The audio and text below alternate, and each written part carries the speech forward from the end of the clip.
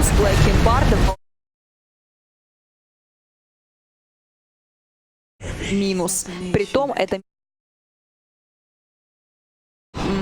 идеально.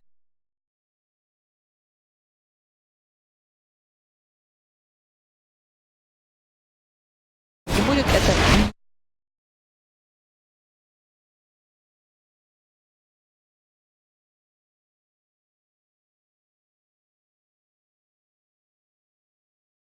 Тысяч и лейт потенциал, наверное, все-таки запас.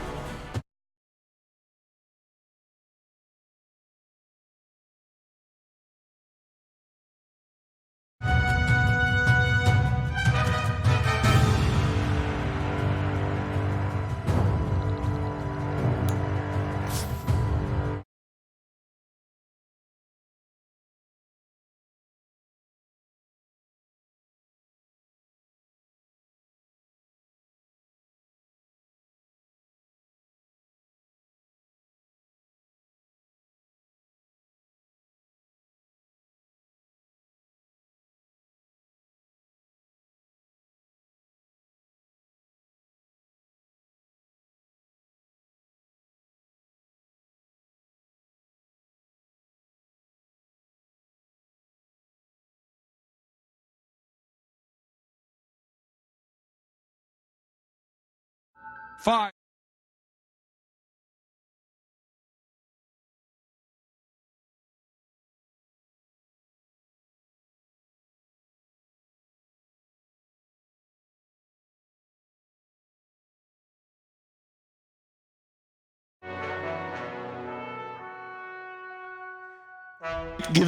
Gives a lot of trouble to these heroes like Kunkka that need to get value out of one particular spell. And Coddle as well, similar principle. Coddle's great against big 5-man lineups when you do these team fight engagements, but not as good when you have to rotate and show up later.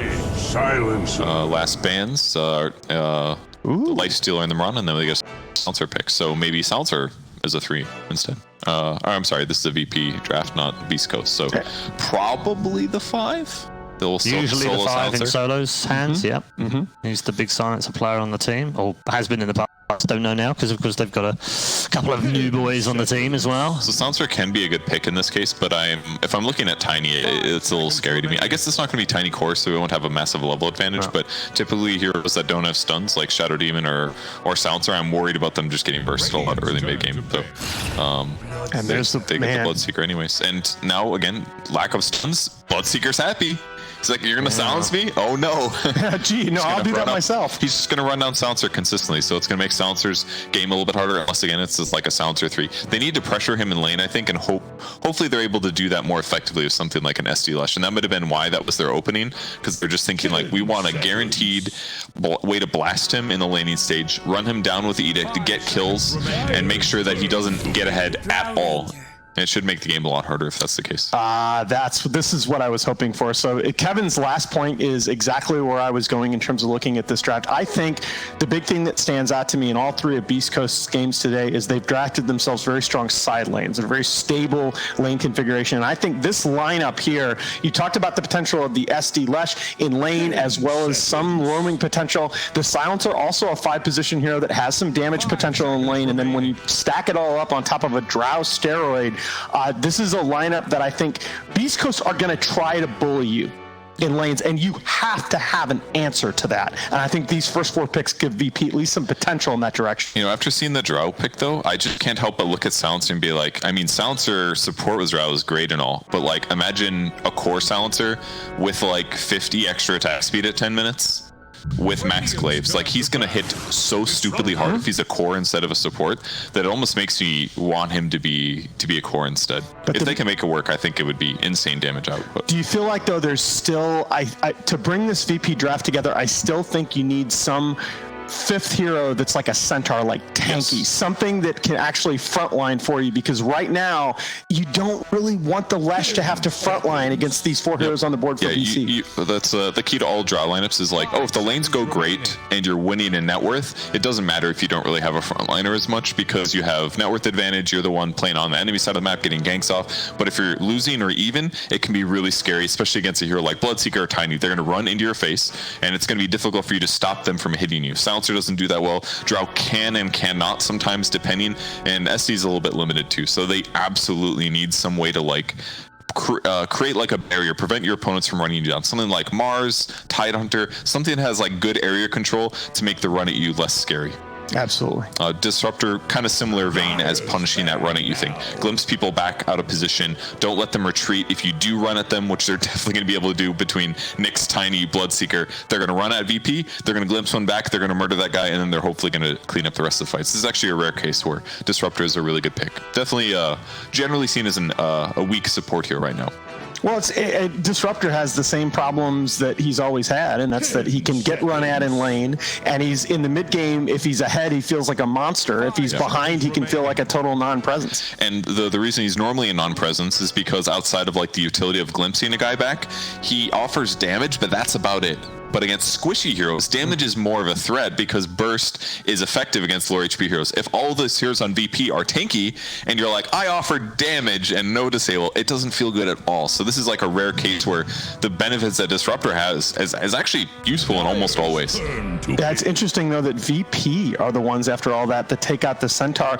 The Disruptor is now, for Beast Coast, is kind of a pre-counter to the Tide if Virtus Pro were looking in that direction. It's true. And the Beastmaster and the Centaur now taken off the board, so that Mars that you talked about, maybe that's going to be the solution for VP. I don't know if I want to play Mars against Bloodseeker. I don't agree. think you'll ever land the spear. I would get agree. ready to throw, and he just does some anime stuff basically, and then how are you going to hit him? You know, Animate jukes. Yeah, that's what's going to happen. It's going to start jumping side to side. He'll be invisible, and you're like, I might as well throw the spear backwards. It might be there. But yeah, something like that. It's some area control, anti-run at you. They need a kinetic field essentially around their team, and then they just want to stand in the middle of a circle. And I don't know if anyone ever does that, kinetic field your teammates. Actually, is not a bad idea. Or is this you talked about Husker in the previous draft, Paul? Is this some cheesy Husker pick for VP? I was thinking maybe they go for something like an Enigma, though.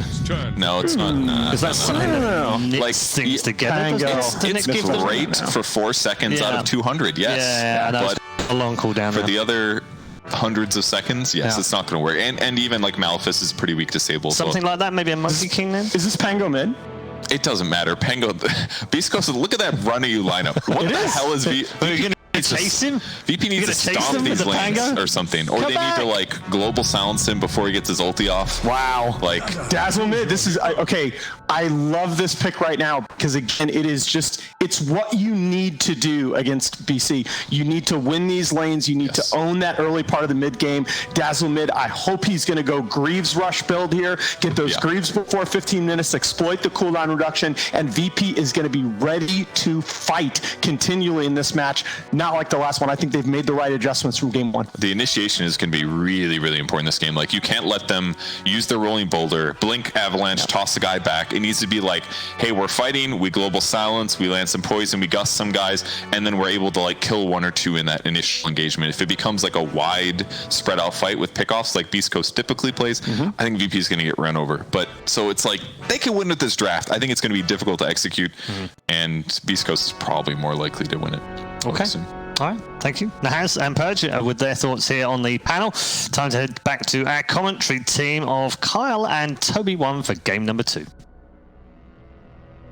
Thank you, Red. Yes, we're back for game number 2. Beast Coast, an aggressive lineup, fantastic combinations back again with a tiny Bloodseeker. We've got a Pango to put the feather in the draft, and Virtus Pro, we have ourselves a Drow lineup here, Kyle. This, as a Drow fan myself, this feels very rough for a Drow Ranger. There are so many ways to close the distance and just pop her off and just remove that big buff up. It's simple. Do you ever watch the movie Braveheart, Gladiator? Yes. It's very easy. Yes. You've got the Casting was fantastic.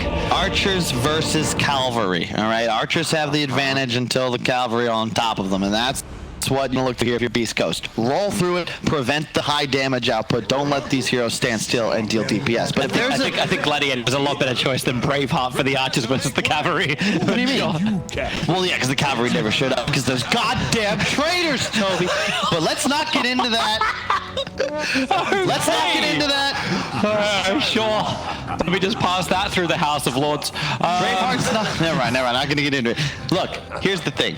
VP, if there's a lineup, if there is an organization synonymous with the success of Drow Ranger, it's got to be VP. Going all the way back to TI5, where they eliminated some of the favorites secret using a Drow lineup twice in a row. You probably don't even know if that's true or not because you don't remember, but it is. I know because right before they beat Secret, they beat me, and it still haunts me to this day. That's that point when you got trust in Kyle. The thing about it is, though, that Beast Coast, especially on the back of this Pangolier, you have so much vision. These two supports, Disruptor Nyx, talk about finding kills. You cannot find better Slayers in the meta at the moment. You've got the the mid tiny that if he gets ahead could just start bodying people. Weak in lane against the Dazzle, of course, with 0 armor, at least for now. A VP, you want to get aggressive early, get towers, and make sure that you don't take bad fights, because Beast Coast's mid game is incredibly powerful. I agree with everything you said, Kyle, as I was staring at Pangolier. I actually think that's one of the of the coolest things ever is Pango's cosmetic, where he's got his own little pirate parrot right next to him. It's like you've actually introduced, like, we used to have the armadillos that everyone can still use, but now it's, yeah. We'll see how this plays out. Schofield doing a bit of body blocking down bottom. Stinger, they're trying to make sure this comes into tower right away. I love this aggro tri-lane into the Drow. This is how you want to address the hero. Don't let Epi Kid free farm because he just wants level 6. The moment he gets that, he's good to go. And it really zones out Solo too. Like, Solo's meant to be the harassment. You go that first point up in Glaive of Wisdom because you want to get some level of damage to make space for your safe laner. But now Epi Kid starts the lane at half-life. Oh no. And what do they do about top lane anyway? Like, Pango, if you try to initiate on him, he just swashbuckles away. This is great, at least from save, where he's able to get these poison stacks onto Pango as long as he hits the lines right. And that's the good first he misses. He's done a great job, though, because he's already got lane control. It's going to be coming into his tower momentarily. They will make Schofield TP top. However, down bottom, it is a Silencer Drow versus a Bloodseeker. You got to assume that as long as he doesn't die, K1 will still be favored bit here. Like, he just keeps also going for this first point up in Thirst. So, alright, we know we're going to drop him low. If anyone else in any other lane has fights, like we've seen a lot from the mid lane, a hell of a lot from Beast Coast. It's always getting aggressive, and no one... He's a Dazzle, though, so he'll be okay. I love what they do. Like, Stinger actually salves K1, because his regen's not nearly as important. Disruptor could go suicide if necessary. Bloodseeker could not, which means he'll be able to stay in lane a bit more efficiently. Now that he's level 2, he'll actually be able to heal up. Top lane, a little bit of aggression. Rezo gets a nice side pull off. And I wanted to mention, a big thing for VP, they're having trouble adjusting to Rezo on the off lane. You've got what's effectively a 3-core lineup. What's an easy way to ensure every hero as a game? Pick a Drow. All of a sudden, you've really got 3 cores, so long as they're all ranged heroes. Nobody really in that support role in this current lineup. And in theory, can do well in the lane. They'll be self-sufficient in all 3 lanes and then able to cruise with everybody effectively playing at 2. Yeah, but so much of that damage... Oh, Stinger. He really is living life on the edge. Solo and Epi have 4 tangos between them, and they're actually, yeah, you see Solo's net worth just starting to drop down. He has 1 tango. That's all he has on him at the moment. Well, that's a good pick off on the Dark Courier. No one able to get it against Dark Chris. The bottle did get delivered first, however, but that's still not the most ideal scenario. Stinger's gonna do his thing, denies himself up, spends cash before death, and he'll come back to the lane ready to spam out again. Almost feels like the old Zeus's that would play this type of way too. And it's great because he buys 2 mangoes and some extra regen, then comes back bottom. So you not just get that free fountain trip, but you're also now coming even more resources to make yourself more formidable for the next time you would suicide. All right, Solo, welcome to leaving the lane. He's got no life, and he actually kind of has to, because if he doesn't, K1 will just remain buffed up, so he cannot stay in the lane. Where's he going? To deny himself to a tier 2 tower, maybe? hoping for a regen rune in 30 seconds. Maybe to help kill Chris Luck in mid, up on top. There's a lot of different options. Whisper copying a lot of damage. And he actually is. He's going for mid lane. Curse available. He starts off with the glaives, however, and Chris is just going to avalanche solo the first blood up on top lane. Which we Whisper going down, and Chris Luck instantly follows after. So, two different lanes.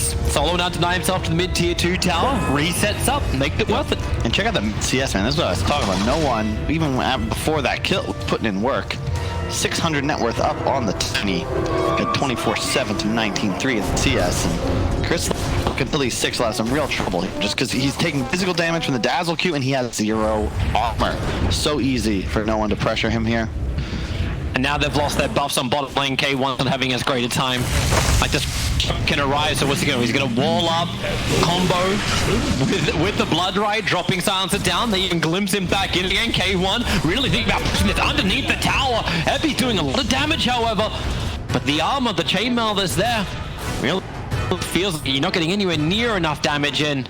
Oh, now Drow, you're in so much trouble. There's fighting happening in other lanes. Lesh is half HP. Oh, they're going to wall him up again. Epi can't go anywhere. K1 can just keep going. As you said, because the fighting's happening in the other lanes, K1's just looking at. You'll have Save deny himself up, but Resolution's also quite low. Top lane had a total of maybe like 200 health between them. So Bloodseeker with 2 points and Thirst is unbelievably powerful. And it's great because once you get those kills, you're getting a free creep wave, you're full HP on the Bloodseeker now, and you're going to collect all 4 bounty runes on the side of Beast Coast. Immediately they've equalized, and it's just like what they did to Fighting Pandas. Your win condition on Virtus Pro is currently level 3. He's got to now abandon the lane. The Drow has absolutely no game, much like the Morphling in the previous series. The advantage is the Dazzle's having a really good game. He solo kills up the Tiny once again, sitting now at 2.9k in the net worth. But what does this go into? Once you have Necro Books, do you add more pressure? They're going to try and defend this tier 1 tower and bottoms, copying a lot of damage from the tower as well as the curse. Tango regeneration will help him survive this, however. But drops it out. Look for the follow-up split earth. Got to get the timing right. K1 connected on. Solo. Stays on top. And K1 can't do anything.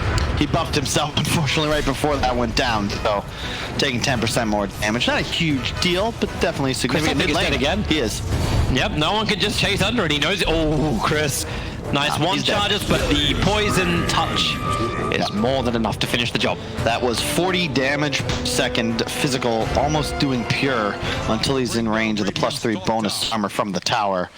Not a favorable matchup for Tiny whatsoever. I'm very surprised they didn't throw somebody else there, but honestly, who would? Whisper on the Pango, then you have a Tiny solo top. No matter what, no one was always bodies his opponent. It's the easy combination again. Disruption into split up with a whole bunch of Edict damage.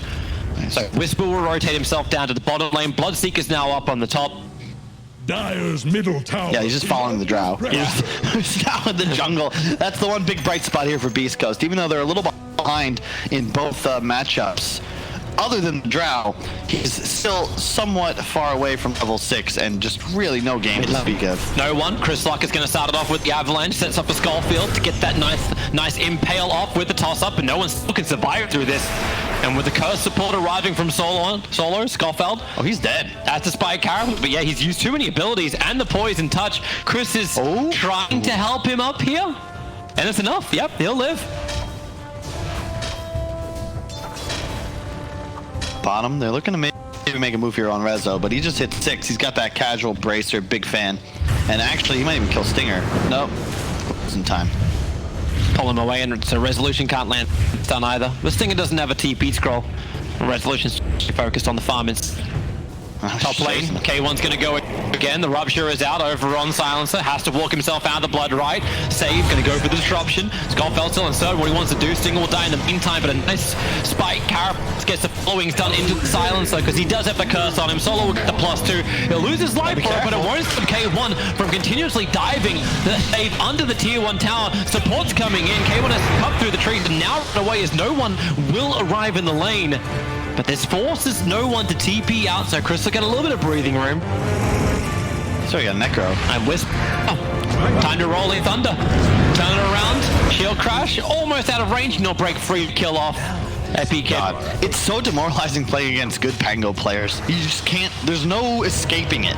You can only hope to run away, but Whisper hits him with the double rocked and then immediately finishes him off with one right click. Already with the Javelin. He's having a nice game. We'll finish Arcanes off this wave. And once again, Beast Coast, 3 heroes, almost, well, top 4 in the net worth. No one's being a bit too bossy to think you could surpass him. But Pro can really punish. So yeah, you've got that attack over in mids. That's problematic, at least to say, for the draw Winter, but at the same time, Nyx Assassin dies of Disruption on top. The Necro book arrived, and this was really my question where I was kind of leading. No one, you get farm, what do you do? Level 1 Necro, he teams up with Resolution, and they start forcing buildings. I like this a lot. I think a lot of Dazzles overspend. They go for like this double, no, they get Arcanes, they get one, they get all these, you just want a Necro ASAP, and that's exactly what one did here. It allows you to pressure towers. You are so strong around the map, and because you have your ult up so early, I mean, the cooldown on Necro is what, how much? 66.5 seconds. They last for 60. It by far your best tool for pushing towers, for farming, dealing damage in fights. Just get this up ASAP. Bit of a problematic position for Resolution. He still does a hell of a lot of damage. Scottfeld has to move away. Remember, he's ruptured up, and that's why Stinger is like, all right, we'll wall him, we'll attack him from range. Now K1's like, all right, I can come back in again. The Edict is gone. But Whisper, he's in trouble. One solo save, all chasing down this Pango. He has a hell of a lot of damage, however, but there's just no support because they were too busy killing off Rezo. Admirable effort. He does preserve his mid tower for now at least. The Necro will be up in just 10 more seconds. Scottfeld, despite Carapace to try and save some kind of damage, turn for a stun, slows the creep wave, but the poison touch, won't matter, he'll pop anyway. Nice play there. Not bad. They keep the tier 1 tower alive. It feels like the sacrifice they're willing to make. Yeah, we'll see how it plays out. Look at the warding as well. These two teams. VP all defensive. 4 wards assembled to guard the river line from the South American side. And 4 heroes coming to the mid lane to also claim it. You start the damage on Resolution. Fortification is not available, so that tier 1 tower is toast.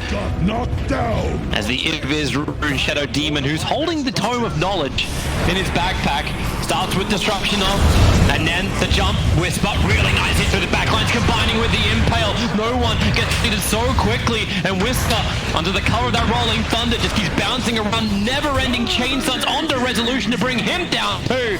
And Virtus Pro pushing up into the high ground, felt confident enough, they put the Observer Ward down, then they lost their entire team. Yep. And the Necro books as well to make sure they don't kill the Nyx. And you can see why the last pick Pango comes in, right? This is arguably the strongest mid-game team fighter in Dota, and you can see why here. Yeah, sure, you can open up on Stinger. There's 4 VP heroes here, but immediately Dazzle's dead. That means fight's over, and this Rolling Thunder hits how many times? A TP in from Hector, and even deep, I mean, I guess this is a 5-on-4, so they lose the Disruptor, sure, but you just can't take that kind of fight if you're VP. You're not strong enough yet. Structures are fine, but the issue is, like, the Drow is not a real hero yet. He is just farming woods. That's all he can hope to do. Like, that would be fun if this was the old Drow and the ulti worked on the Ancients the way it did before, but it's not. You don't really recover as fast. Yeah, it's why he's not picked anymore, right? It's still here once in a while, but previously you get 6, you go farm this triple camp, you clear everything in 1 minute, no problem. Now you actually have to kill creeps the old-fashioned way, and 2000 HP is rather formidable when you're hitting for 90. Yeah, especially when you don't even have your treads done just yet. So, like, it flies on the courier now, 3 Wraith Bands and the power tread, so farm gets a lot more efficient now for the Drow Ranger. And you're gonna have to be concerned if you're VP right now, because yes, sure, you gotta, you know, you're not behind necessarily, but look how squishy this lineup is. Yep. That's why they're not fighting. Like, again, it's this top tier 2 tower push coming in. There's no fortification for the Dire side, so it will be a tier 2 tower for a tier 1 tower trade-off. Even this mid tower is taking a decent amount of time. Whisper's not helping, he's farming on the side. But they planted down Observer once they see if a fight does come. And it looks like Virtus Pro, they're willing to take it. The Radiant is scanning, they know there's no one sitting in the backline trees. The courier actually gets sniped off. Maelstrom finished on Whisper. There's gonna be so much damage output coming from him in tandem with this Bloodseeker, who's also got a Maelstrom of his own. Good Gust, just getting that silence onto the Nyx Assassin. Spy Carapace has already been used to get his stun off, but that's all. But already Beast Coast, they've left. They're going to the side lanes. Blink dagger up. You can see the circles. No one's effectively saying, look, guys, let's play around these wards in the enemy jungle. And Epi Kid, he's circling where he wants to be, which is these camps on the left top side of the map. No intention of joining any sort of engagement. He is effectively origami. And Beast Coast, they're turning the faucet on him whenever it's possible. You really just make it like it's a soggy paper reference. Is that what you That's what I was going for. Hey, I can't get the great folds of a normal origami. It's no longer art. And you look at Beast Coast like this, they were to... I mean, it's cool how the same strategy has been refined over effectively the last like 8 years. But, you know, Radiant play enemy jungle, Dire play enemy jungle, ward up around it, set traps, try and do what you can. Res. Nexus doesn't right behind him. Needs to start with a stun, but okay, they'll work with Chris Luck and then a quick chain. That's the reveal of the Blink Dagger, but you'll take a kill on Resolution for sure. And big issue right now, yeah, gold's even, but let's check out the XP graph if we can real fast. You've got 3 heroes almost level 12 on Beast Coast. Rezo is level 8. He's level 8. This is not where you want to be as a core Leshrac. Who has the most HP on this Radiant side? Their tankiest hero is a Dazzle at 1400. Yeah, definitely not great. Silence. Yeah, Pango's having a hard time getting out of this one. He really needed to get that roll off, but couldn't do it. Tiny, good avalanche, looking for at least a revenge kill into solo. Toss, and he's in a tree, and he's looking for it. He's able to claim it. He claims it after death, however. That means there's a +2. That or -2, depending on whether you think the glass is half full or empty. Well, the -2s don't show up on the board, so we'll always look at it as a +2 because it's the only metric we can actually see. Another one of those easy requests we'd love to have. Put it on the spring list. But even November. Yeah, well, it could still be on the list. And man, these Beast Coast heroes just... It feels like they're one fight away from just taking over this fight. And yeah, now here we go. Hector's here. Get on out of here. Hey, Rez! This is going to be your 4th of the game. Roll thunder from Pango, jumping forward, making sure Leshrac doesn't even get the stun and allows him to move forward, looking for another target in the draw range. Again, Silence comes in with the help of Dazzle. Bloodseeker having a very hard time. The Blood Right will kick in. K1 needs to find his kill so he can stay in the fight, but the Storm as well as the wall. No one in draw range are trapped in here, but where's the 5 damage? Without the Bloodseeker, it's very difficult with the Pango. Does not hit that swashbuckle, but Chris Luck will try and do the work instead. Maybe if one more attack. Now, there it goes. Epi Kid will finally fall. SD did delay this. He'll end up dying as well. He might bring Stinger down with him with the poison. It does actually connect and save 1 hit away. Chris Luck will do it. Resolution. It started with his death, and it'll end with his kill if he can catch out Chris Luck. But there's no Yulsef, there's no control. Chris will just walk it off. He's level 8, man. You're not making that happen. Chris Luck level 2000 HP, 22 armor. So we lost. So everybody got to die apart from Chris. Correct. And you can see there the issue with this VP lineup. The moment the Fox is in the hen house, there's nothing to do but panic. They had an active shrine. They had more numbers. They even killed the Bloodseeker right off the bat. It does not matter. They are simply too squishy as these backline heroes. The supports, there's nothing they can do. He even missed the swashbuckle, split the uprights. Otherwise, that fight goes here we go again. The wall's up, the observe ward on the hillside. It saw everything they needed to. And Solo at least gets the cast off. Doesn't commit the global silence, however. There's more support arrives. Whisper into the Rolling Thunder. Needs this to battle on top of Resolution. Gets the following chain stuns into save. Needs to get down this hill. However, the Blood Right comes in. Then the swashbuckle away to safety. No one ruptured up. They feel like going in. And Nyx Assassin throw him in. Turn on the spike carrot. Get any kind of chain stuns you possibly can. But then Epi Kid sits on the high ground. Does all the damage he needs to. Sting once again trying to work it with Chris Luck. But they can't get it when defensive disruptions there from safe. Finally, they will do so. No one will fall once more. It's Chris Luck on the wrong side of the tracks. Turns to again for the avalanche toss combination. Where is his friend? Whisper comes in. Gets the disarm on the draw range. But now with the swashbuckle, he's got it a little bit too deep. Tiny will definitely die. But he shield crushes himself down the hill and away to safety. Whisper. And Bloodseeker wasn't even involved. He went back to farming a long time ago. I don't know what you boys want to do. I'm all for fighting, but maybe not just yet. Big thing. I believe, it wasn't a blink on Tiny in that engagement, right? He just bought that. I think he was going Echo Saber first and just finished that plus the blink. Perhaps it was on the courier that died. No clue. No, but either way. He had the blink in the previous fight. Interesting. Why would he toss the Nyx in instead of tossing Ruptured Dazzle out if that's the case? Questions. We'll check that out in the film study later. He had the blink dagger like 5 minutes ago. That's how they got the initial kill on Resolution. You notice how net worth, it seems no matter how the game starts, somehow Beast Coast's 3 cores rise to the top as their 2 supports fall towards the bottom. Beast Coast now the master of souffle. It's really hard to make a souffle. I know. That's why you gotta rise to the top. Oh, that was the cream. This is a nice. Oh, that's the cream of the crop. Dry Ranger with that double tap. They get Roshan so quickly, and they give the Aegis to Dazzle. As everyone comes in close, gets rid of the Dire Observer Ward. 24 to 20. It is 18 and a half minutes in. We've got 44 kills. Love it, love it. Give me more. This is what I mean. VP, they're just like, you know, we're done with this shit. Beast Coast, they're battlers. We're not having it anymore. You want to come and fight us? We're willing. I don't necessarily think that that's a poor choice. So far today, they've looked nigh unstoppable.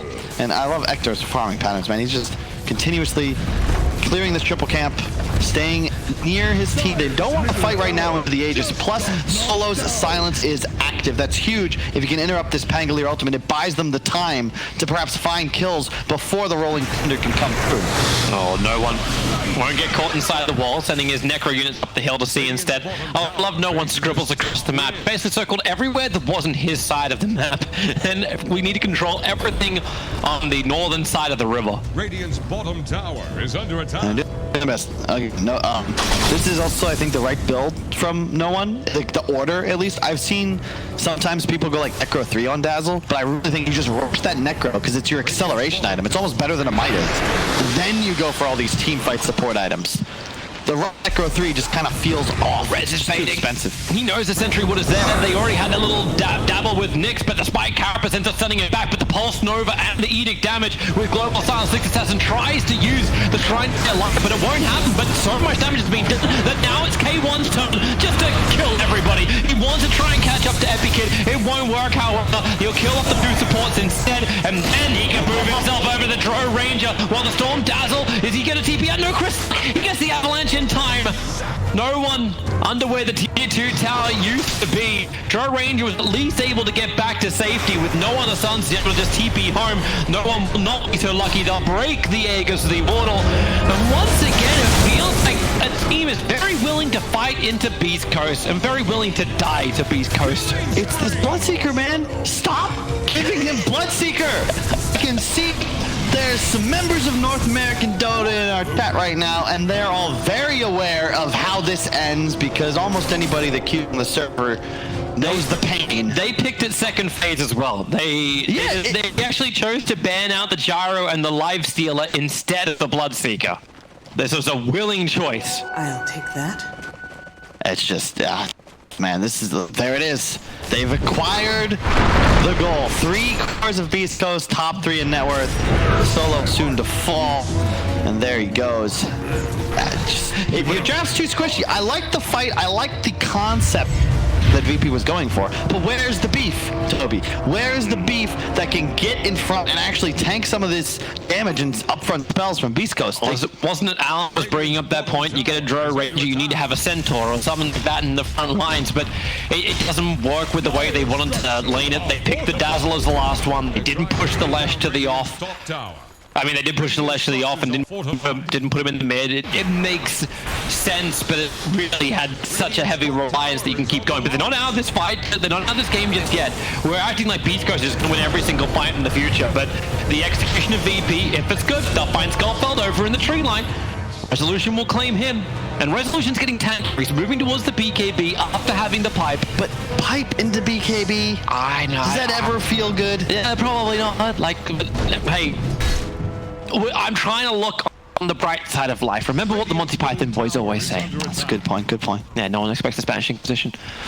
That is true. The save trying to come closer, able to do so. Glimmer Cape let him close the distance. A quick glimpse away by Stinger. Chris trying to have a little bit more time to purge, slowing him down. And then with the Storm, they have to run around it. Lestrak, okay, here we go. Bloodseek is trying to fight. And with my huge swashbuckle all over him is Solo, who got ruptured up. and they just shield crash their way in. Pango copying so much damage. They still need to focus Epikid at some point. Now Whisper will finally join in. The PKP Bloodseeker. Does he really want to rejoin this fight? I think it's about that time. No one's low. The tree toss going to be a little bit off target.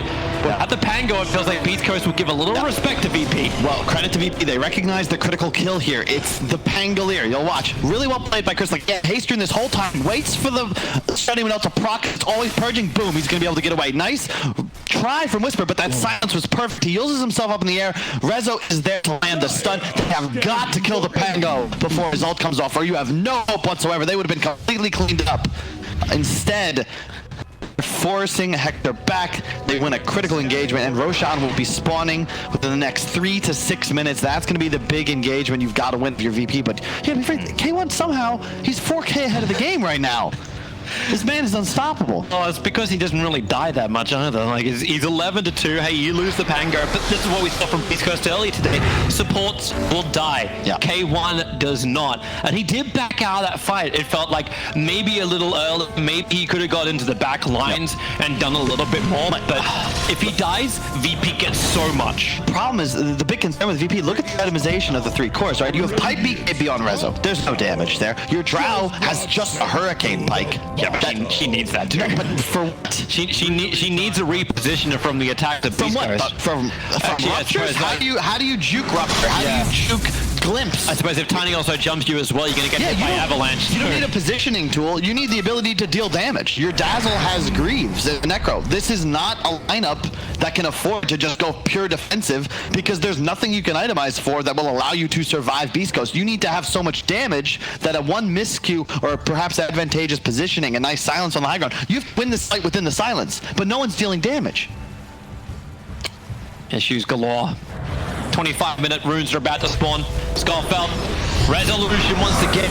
Feels like he's always the starter of this. And triggered the global silence. This is a huge thing for Beast Coast, because now Pango can Rolling Thunder if he can join the fight. They're already in the way. Lashrak has BKB nice and early on, but all these little heroes. But it's K1 who gets focused down by Epi. They get the fastest, but now Whisper rolls through a 3-minute disarm into a secondary shield crush. Epikid, he kept alive by the shallow grave, but he's brought over towards Stinger, who should be able to finish the job. Actually, he does almost no damage, but yeah, with the help of Whisper, they bring him down. But underneath the shrine, a glimpse, goodbye save. His illusions can remain. Whisper kind of trapped, another jump forward, another shallow grave, Solo surviving. Skullfelt, the curse will wear off as he EPs away to safety. And Beast Coast, this time around, they bought off more than they could chew. Sick play there from VP. One, advantageous positioning. They've got vision, they've got high ground edge. Drow's in a great position to just turn around and kill Bloodseeker, who got BKB off, but because of the Shadow Demon Purge, doesn't matter. All of a sudden, there's 3 heroes right-clicking you. You're going to go down anyway. Really good target selection there. And Whisper, of course, just a bit too late coming into the fight. Beast Coast love these fights where they show you 2 heroes and the other 3 come in and try and pincer. That time just not quite lined up in terms of the timing. You know, the funny thing is that the money went to save. Like, he got I think it was about 500 gold for killing off the Bloodseeker. He already had Glimmer Cape. Now he's got Ether Lens and he's going for Blink Dagger. So we've got some good. It really worked out, but it's a save mechanism available for the Shadow Demon. Trying to battle against the Nyx Assassin, who was on a scouting mission, still walking right underneath the Sentry Ward. Full staff down and away. Has no vendetta, has no real way to stop apart from a good impulse onto resolution. That's 2 heroes chasing the Nyx into the trees, who's already regenerating and actually gonna walk it off. And he lives there because the warding from VP, while solid, it doesn't see any enemy heroes. And they've learned their lesson at this point. You don't want to chase supports for too long against this team, because all of a sudden you'll be walking into one of those booby traps and 3 of your heroes have died and you've given away an objective and things get scary. Nice sentry ward. Stinger, he should check high ground here. He will do so with the Curve. Nice job. He'll grab that ward. Oh, we added a plus 100 to the cast range now of Bloodseeker for his Rupture. Does that actually update the circle? It feels like that is still not big enough, the circle on the Bloodseeker. Alright. Roshan spawning in 155. That'll be the big fight. And again, Beast Coast, they're down in kills once again. They're down in towers, but they're ahead in gold. Significantly. And a big part of that is just that they continuously ensure that Hector, he always gets this Maelstrom first item on his Bloodseeker. And we've seen, there were 3 or 4 fights. He's just farming. Mm-hmm. Maybe he'll rejoin if he gets that 700 MS and he's nearby, but otherwise he's going to focus on acceleration, If we once again check out the last hits, it's still 3 cores from Beast Coast in the top. Like, they're just farming more efficiently. That's where they're grabbing this edge. Kills are not nearly as important as creeps nowadays in the new Dota 2. But still, Beast Coast take both of them.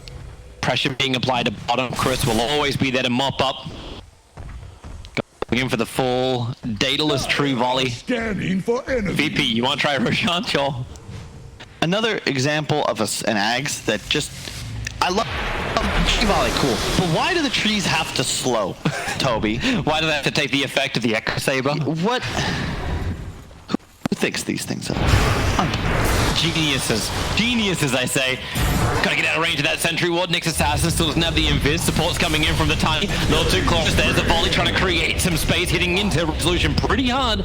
But not hard enough, but now they smoke up. Virtus Pro. 5 heroes together do it. Yep, 30 the seconds on Bloodseeker rush. was pushing the top lane. But look where Disruptor is.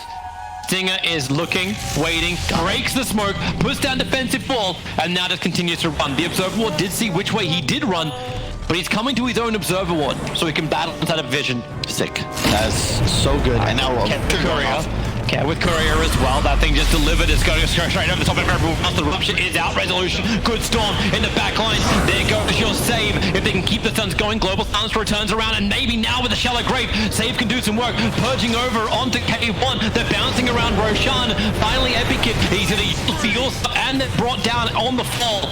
Chris Luck finding that kill. And Bloodseeker's so lucky. Misses uphill from solo. So K1's able to survive, but the battle continues. Resolution begins his own TP. Glimpse is available at TP. He got to go home for half a second to say goodbye to the family. And now Roshan is opened up for Beast Coast. That's just really good. Beast Coast recognized, look, we gotta kill the Shadow Demon. So they do. He gets the purge off, but K1, he preemptively popped BKB, and he has a linkage. There's no way they can break that, so the purge doesn't even go off. I like Rizzo's choice to just stand and fight, but his team wasn't close enough. You're not going to win these split engagements as VP. You need that 3 to 4 second window to kill one of these Beast Coast cores. They're just too tanky. Drow still doesn't do anything, Toby. She was so isolated from the rest of her team, she could never do anything. Like, the fights where Drow Ranger seems to just have this good time is when Beast Coast have fought underneath shrines. And when we get time with this tournament, it definitely won't be the last. But she's able to sit on this high ground and become that big cannon from long range.